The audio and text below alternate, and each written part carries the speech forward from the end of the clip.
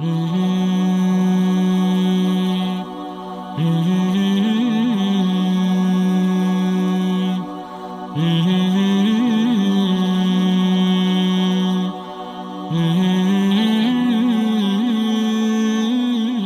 walhamdulillah, wassalatu wassalam ala rasulillah wa ala alihi wa sahbihi wa man walah. Rabbi sharah li sadri wa yassir li amri wahlul 'uqdatan min lisani yafqahu qawli. Mes frères et sœurs, assalamu alaykum wa rahmatullahi wa barakatuh. Aujourd'hui, avec l'aide d'Allah tabarak wa ta'ala, j'ai envie de vous parler du bonheur. Chaque être humain, j'ai bien dit être humain, musulman ou non, est à la recherche du bonheur. Certains pensent que le bonheur se trouve dans l'argent. Donc pour eux, la vie est une course derrière l'argent. Et selon eux, l'argent fait le bonheur. Alors que, on le sait, il y a beaucoup de gens qui sont très riches, mais qui malheureusement vont souvent chez les psys, vont même jusqu'à se suicider. Donc si réellement l'argent apportait le bonheur, ces gens-là ne vivraient pas des malaises. Et donc, ce qu'on comprend ici très rapidement, quand on fait le bilan de ceux qui ont beaucoup d'argent, c'est que oui, effectivement, ça peut te procurer des instants de joie, mais le vide intérieur que ces personnes-là ressentent n'est pas comblé par le matériel. Ça, soyez-en sûrs. Sans compter que les gens qui ont beaucoup d'argent, ils sont souvent soucieux. Ils ont peur de perdre leur argent. Donc ils vont sécuriser ça en les mettant dans une banque. Mais ils ne sont pas à l'abri d'un contrôle fiscal, d'une perte d'argent, de se faire arnaquer et de tout perdre, etc., etc. Et donc finalement, la personne qui a énormément d'argent et qui n'est pas dans la religion, et là c'est un point qu'il faut souligner, et bien cette personne-là va effectivement avoir des instants de bonheur, mais pas le bonheur complet qu'on pourrait vivre tous les jours. Par quoi? Par l'aide de la foi. Al-Iman Billah. On a d'autres personnes qui pensent que le bonheur se trouve dans la notoriété. Le fait d'avoir beaucoup de gens qui nous aiment, d'être des stars, d'être très connus, de monter sur scène, d'avoir beaucoup de gens autour de nous, d'avoir des gens qui nous courent après pour un autographe, d'avoir des millions de vues sur Facebook, Instagram, sur YouTube, etc. Donc certains pensent que la vraie joie, c'est dans le fait d'être connu, d'occuper un certain rang, d'être élevé par rapport aux autres, par rapport à quoi? Par rapport à notre visibilité. Ben, ces personnes-là, beaucoup d'entre eux, pareil, connaissent la détresse.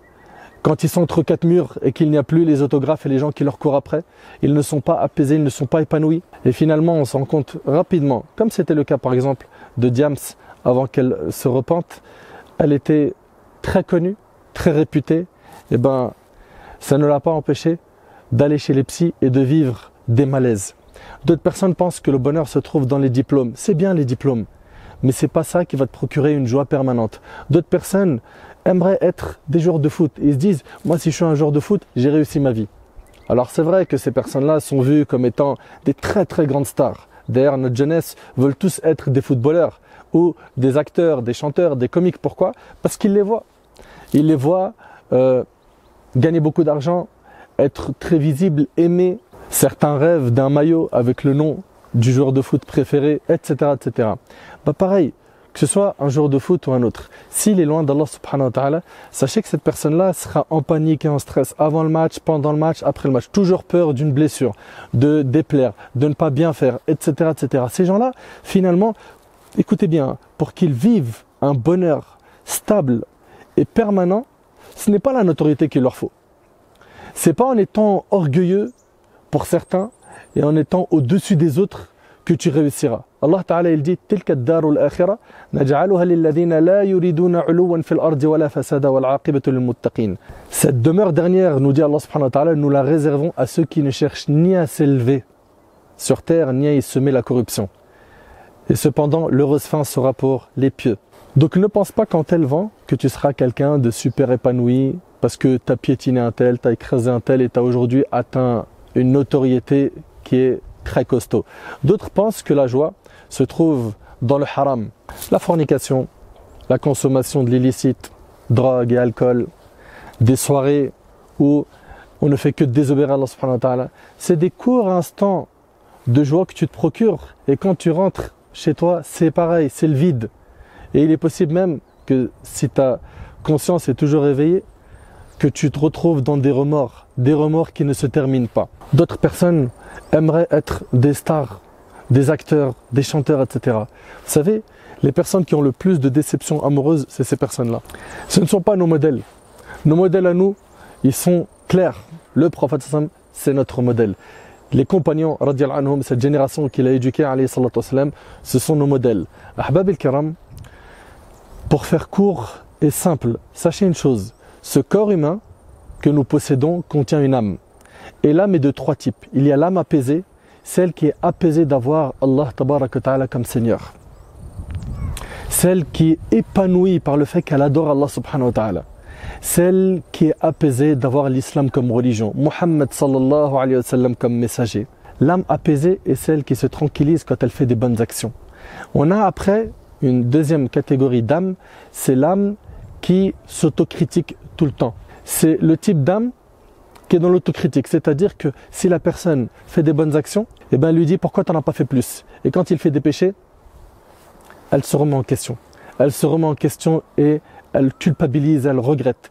Ces deux premières catégories d'âmes, tabarakallah, ils sont très bien. Que ce soit une âme apaisée ou celle qui est dans l'autocritique tout le temps. Ensuite, on a an-nafs al-ammara bis-sou, l'âme qui est incitatrice au mal. Celle-là, elle a beau faire tous les péchés du monde, le vide cruel qu'elle ressentira la rendra triste. Elle ne sera jamais heureuse. Une personne qui est loin d'Allah ne peut pas être heureuse. Pourquoi ? Parce qu'Allah tabaraka ta'ala il a dit celui qui se détourne de mon rappel mènera certes une vie pleine de gêne. Toi qui t'es détourné de la religion d'Allah, tu es en train de vivre la gêne, tu es en train de vivre la tristesse. Toi qui veux t'apaiser et qui veux vivre heureux, tu as pris une mauvaise route. Parce que le bonheur, c'est Allah subhanahu wa ta'ala qui l'a créé. Et si tu le veux, il faut lui demander. Et il y a des codes pour avoir ce bonheur. Allah tabaraka ta'ala, il nous a tout expliqué. Mais tu n'as pas utilisé les bons ingrédients pour avoir le bonheur. Donc rapidement, comment faire pour vivre heureux? Comment faire? Parce que finalement, tu ne pourras être heureux, tu ne pourras être heureuse que lorsque tu vas connecter ton âme à Allah subhanahu wa ta'ala. Tu le sais au fond de toi, que tu as ce besoin de remplir le vide de ton cœur. Il n'y a que la religion d'Allah subhanahu wa ta'ala qui va te permettre de faire cela. Sache qu'Allah tabaraka wa ta'ala dit Man amila salihan min dhakarin aw untha wa huwa mu'min falanuhyiyannahu hayatan tayyiba. Quiconque, mâle ou femelle, fait des bonnes œuvres tout en étant croyant, nous lui ferons vivre une bonne vie. Tu veux vivre une bonne vie? Crois en Allah et fais des bonnes œuvres. Croire en Allah subhanahu wa ta'ala, c'est la chose qui va te procurer le plus de joie dans ton cœur. Le fait que tu crois en lui, en ses anges, en ses prophètes, en ses livres, au jour dernier, au destin bon ou mauvais. Ton cœur est apaisé. Tu sais que ton affaire est entre les mains d'Allah. Tu sais que ce qui t'arrive, c'est Allah subhanahu wa ta'ala qui l'a voulu, qui te l'a destiné. Tu es donc apaisé. Et regarde bien, il nous dit quiconque, mâle ou femelle, fait des bonnes œuvres tout en étant croyant. Oui, faire les bonnes œuvres. Plus tu vas faire des bonnes actions, plus tu seras heureux, plus tu seras heureuse. Subhanallah, les gens, quand ils aident une personne et que cette personne leur fait une invocation, ou que cette personne leur dit tout simplement merci, je ne sais pas comment vous remercier pour ce que vous avez fait pour moi, Wallahi, ça nous procure beaucoup de joie. Faire des bonnes actions, si tu as un coup de blues, tu te sens mal, aide quelqu'un. Aide quelqu'un, tu vas retrouver la joie. Tu vas retrouver le bonheur. Donc si tu veux être heureux, fais des bonnes actions. Et quand on parle de bonnes actions, il faut commencer par quoi? La prière. Le prophète sallallahu alayhi wa sallam, il disait à Bilal, apaise-nous par la prière au Bilal. Et le prophète sallallahu alayhi wa sallam, quand il priait, il prenait son temps. Pourquoi? Parce qu'il parlait avec son bien-aimé Allah tabaraka wa ta'ala. Il savourait ce moment. Il savait qu'il était en dialogue privé avec son Seigneur, le maître des cieux et de la terre, Jalla fi'ula. Donc premièrement la prière. Également le Coran. Notre relation avec le Coran. Où en sommes-nous? Le dhikr. N'est-ce pas par l'évocation d'Allah que les cœurs se tranquillisent? N'est-ce pas par l'évocation d'Allah que les cœurs se tranquillisent? Où en sommes-nous par rapport au Coran? Où en sommes-nous par rapport au dhikr? C'est en multipliant ces adorations-là qu'on va se retrouver heureux. Multiplie le dhikr, multiplie le fait de dire Subhanallah, Alhamdulillah, La ilaha illallah, Allahu Akbar. Multiplie les lectures du Coran. Wallahi, c'est les moments où on s'apaise, où on se réjouit le cœur. Écoute le Coran, même si tu ne le comprends pas. Habitue tes oreilles à transmettre à ton cœur la parole d'Allah subhanahu wa ta'ala en l'écoutant. Écoute le Coran. Également, être utile et faire le bien autour de soi. Wa ahsinu inna Allah yuhibbul muhsinin. Soyez bienfaisants car Allah aime les bienfaisants. Sois bienfaisant autour de toi. Fais des bonnes actions. Avec les musulmans, avec les non-musulmans, avec les animaux, avec tout ce qui t'entoure. Fais des bonnes actions, tu vas te procurer de la joie. Et rappelle-toi que le prophète sallallahu alayhi wa sallam a dit les personnes les plus aimées d'Allah sont celles qui sont le plus utiles aux autres. Donc premièrement, toi qui veux le bonheur, il faut que tu te reconnectes à Allah. Tu n'as pas le choix. connecte-toi à Allah subhanahu wa ta'ala et prends le droit chemin. Également, il faut que tu fasses des bonnes actions. Allez, arrête maintenant avec tes péchés. Il va falloir que tu aies peur d'Allah. Pourquoi tu es là en sécurité et tu n'as pas peur d'Allah subhanahu wa ta'ala et tu te dis, moi de toute façon, c'est pas grave, Allah il va me pardonner, alors que tu fais aucune cause pour qu'Allah subhanahu wa ta'ala te pardonne et tu n'as pas de garantie qu'Allah subhanahu wa ta'ala te pardonne.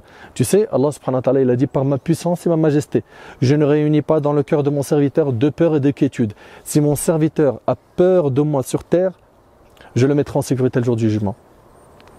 Et s'il se sent en sécurité sur terre, je lui ferai peur le jour du jugement.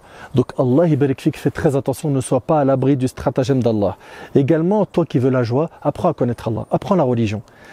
Pourquoi le prophète sallallahu alayhi wa sallam dit, celui qui emprunte un chemin pour apprendre la religion, Allah lui facilite par ce chemin un accès au paradis, une voie qui mène vers le paradis. Pourquoi? Parce que quand tu apprends la religion, tu vas connaître Allah. Et plus tu vas connaître Allah, plus ta relation avec lui, elle va devenir saine. Et tu seras un bon adorateur. Et c'est ce qu'il faut cibler. Il faut que tu sois un pieux. Il ne faut pas que tu dises c'est impossible, j'ai un passé noir. C'est impossible. Moi, je suis quelqu'un, je suis perché, moi. Moi, je suis dans les péchés. Moi, tu me parles, mon frère, mais si tu savais dans quel monde je vivais, si tu savais qui je fréquentais, il n'y a rien d'impossible. Rappelle-toi une chose, c'est que dans la biographie du prophète sallam, il y a des hommes et des femmes qui ont cherché à combattre le prophète sallam et même à mettre fin à sa vie. Et Allah subhanahu wa ta'ala les a guidés. Il les a guidés et ils sont devenus des compagnons comme Hind. Hind, elle s'est convertie à l'islam. Abu Sufyan aussi. Omar ibn Khattab radiallahu anhu. Khalid ibn al-Walid qui a tenté de tuer le prophète sallallahu alayhi wa sallam. Et j'en passe.